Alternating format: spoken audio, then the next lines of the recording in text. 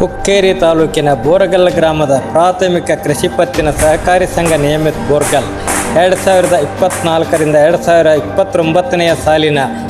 ಚುನಾವಣೆಗಾಗಿ ಬೋರ್ಗಲ್ ಗ್ರಾಮಸ್ಥರು ಹಾಗೂ ಗುರು ಹಿರಿಯರು ಎಲ್ಲರ ಸಮ್ಮುಖದಲ್ಲಿ 11 ಜನ ಸದಸ್ಯರನ್ನು ಅವಿರೋಧವಾಗಿ 17/12/2024ರಂದು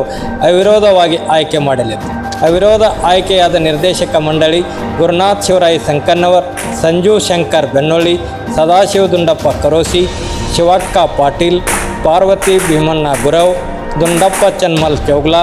ಭೀಮಪ್ಪ ಬಸಪ್ಪ ದುರ್ಗಾಪೋಳ್, ಚಿದಾನಂದ್ ದುಂಡಪ್ಪ ಯಶವಂತ್, ಅಶೋಕ್ ಭೀಮಗೌಡ ಪಾಟೀಲ್, ಬಸವಣ್ಣಿ ಸಾತಪ್ಪ ಮಗ್ದುಮ್, ಗಜಾನನ್ ಮಲ್ಲಪ್ಪ ಕುಂಬಾರ್ 11 ಜನ ಸದಸ್ಯರನ್ನು ಅವಿರೋಧವಾಗಿ ಆಯ್ಕೆ ಮಾಡಿದ್ದು,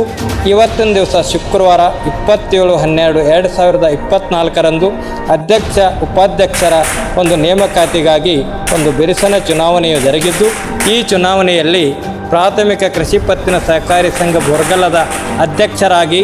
ಗುರುನಾಥ್ ಶಿವರಾಯಿ ಸಂಕನ್ನವರ್ ಆಯ್ಕೆಯಾಗಿದ್ದಾರೆ. ಸಂಜು ಶಂಕರ್ ಬೆನ್ನೊಳ್ಳಿ ಇವರು ಉಪಾಧ್ಯಕ್ಷರಾಗಿ ಆಯ್ಕೆಯಾಗಿದ್ದು, ಇವರಿಗೆ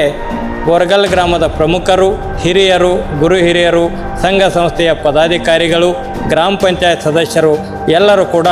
ನೂತನವಾಗಿ ಆಯ್ಕೆಯಾದ ಅಧ್ಯಕ್ಷ, ಉಪಾಧ್ಯಕ್ಷ,